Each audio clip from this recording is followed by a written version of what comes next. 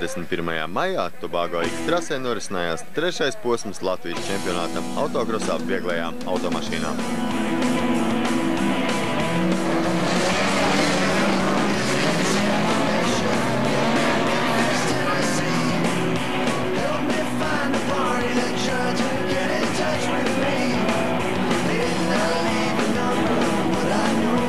Erviņ, šodien tu vilki tagad raksts. Jums gongs sanāca ar Ivo laikam ne pa jokam. Būtu iznākums, ja nebūtu nolūzis ātrumkloģis jau 3. aplī.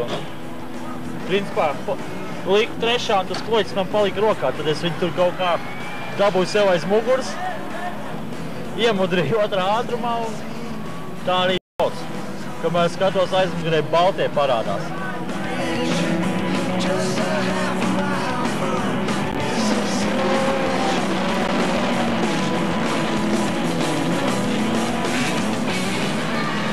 Jums sanāca ar Erviņu Renz diezgan tādu, ņipra spēkošanās. Jā, ļoti ņipra. Viņam žēl, ka viņam nolūza ātrumkloģis, tad es domāju, tā cīņa tik ātri nebeigtos. Kā tu vērtē, teiksim, konkurenci 1.6 klasē? Konkurence ļoti stipra, es domāju. Ja cevišķi trasa nolaist un vēl šķiežu dubļus logā, tad ļoti grūti turēties līdz tu astē.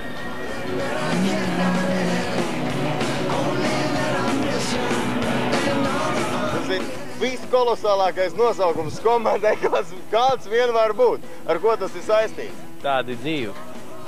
Man pagājušā gada 31. decembrī uz ezeru noslīcināja savu sporta mašīnu zem ledus pilnībā. Un 23.40 tika izvilkām ārā no ledus. Pa manīm jau, ko tu tur runāt? Visi jau to zina. Saki, Pa Baltijas jūru paplunčājos 4 gadu atpakaļ. Man tā savādāk bija. Es kaut kad vēl krosos nebraucu ar BMW ieliec Inčupē. Tev šodien ir laikam tavu lielā diena. Tev laikam šodien bija rītīgi, tagad vajag. Bet kā, tā komanda nevar piečakarēt. Un atbalstītāji bija vienkārši fantastiski. Tev jābūt gan apmierinātam. Pa ilgiem laikiem tu atkal esi ticis špicē. Kā komanda izveidojās, tā uzreiz aizgāja tagad pa sviestu.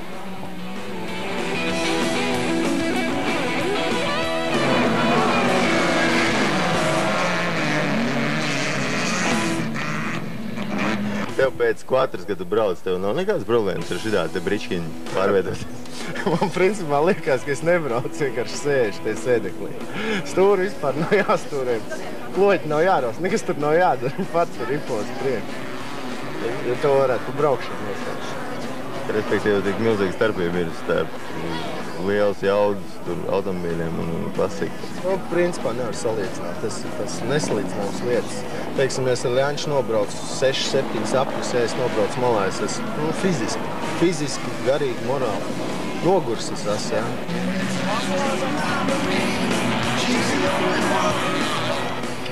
Tu pirmās gongas šausmīgi spīts vilki, kas tev šinī?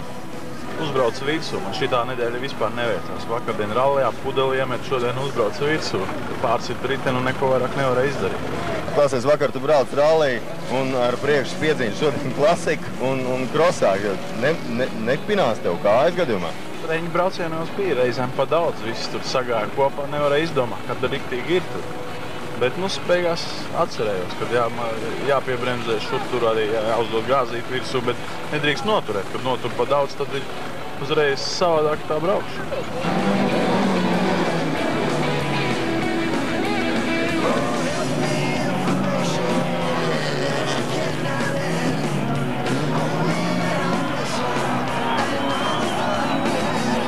Vai tas ir, teiksim, kēpers, viņam ir gaisa dzesēšana, tāpat kā standartam, vai tur ir kaut kas tāds sabūvēts, ja nav noslēpums? Ir sabūvēts, tur ir Volkswagen motors 1.8. Ātrumkārba oriģinālā, kēperi. Tā, drusciņ pārbūvēts.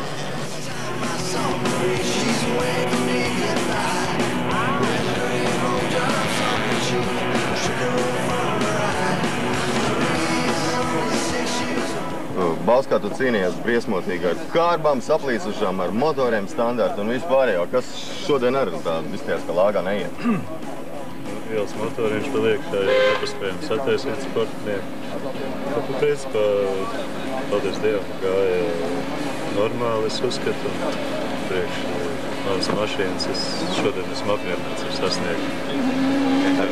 Varbūt tas jāatzīstās, ka bišķi piekus ar beigli.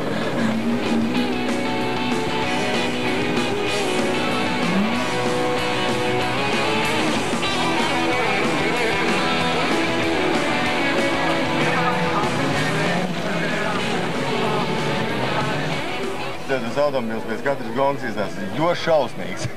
Kas notiek? Viņš jau uz mačiem nākošiem atkal būs kārtībā. Viņš jau šausmīgs tikai pēc mačiem. Vienu īsu mirkli man jau mehānika viss sariktēja. Kas notiek? Jābrauc, kas notiek. Jā. Riktīgi vīri brauc, var redzēt, kā viņi brauc. Tā aizskrien tur vienu buktīt, kas nav ko rādīt mājā.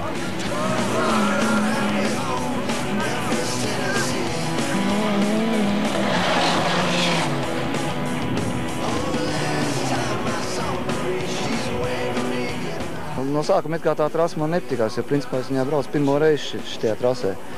Jo nekad nebija lielā divīzija šeit negāja un ziemā nesanāca braukt, tā kā es šeit vispār principā braucu pirmo reizi. No sākuma it kā pat lāgā nevarēja saprast, kas īsti kā jābrauc un kas jādara. Pēc tam jau apmēram atradu to savu variantu un tās debiskām tika cauri un tad kā normāli aizgāja.